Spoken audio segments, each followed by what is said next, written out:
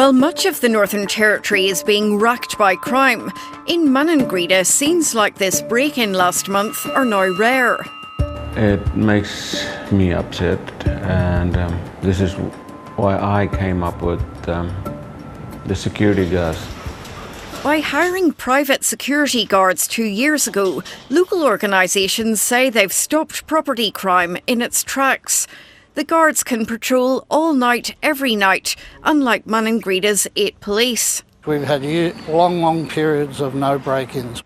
The Territory Labour government paid half of the $650,000 cost for the security, but under the country Liberals government, it won't continue. If we don't get this funding, then the security service will have to go, and that will be a disaster. The community is accusing the government of not extending its tough-on-crime approach from urban areas, where security guards are still funded, to the bush. I'm horrified. I mean, this is a government that's come to power on a mandate of crime. The government has left the decision to the NT Police.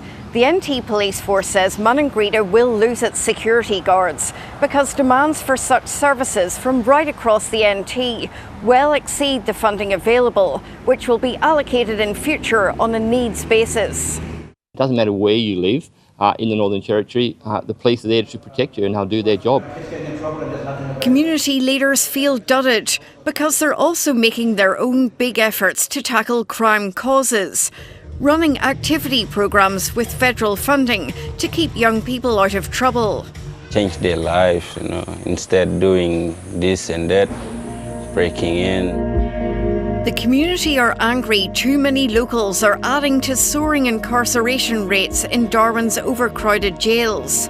It made them worse, but if we had something in place, like a rehab centre here in our own community, we could look after them. They want the NT government to fund a more rehabilitative local detention centre in Maningrida, similar to facilities promised for Tennant Creek. And pathways for our kids to minimise also the incarceration rate. The government says there's no money for more community detention centres. Well, look, right now the budget is too constrained for that. The Maningrida community also think neither the Territory nor federal governments are doing enough to tackle the key driver of crime. It's poverty. There are not many young people looking for work. The government saying the way it is right now, it's okay, but it's not. How many times are they going to go and continue to fail us? The federal government says it's assisting with $31 million a year for remote NT police and a plan to subsidise groceries in some communities. The NT Police says it's confident it can service Maningrida, but the community expects its crime struggles will soon get worse. Jane Bardon, ABC News.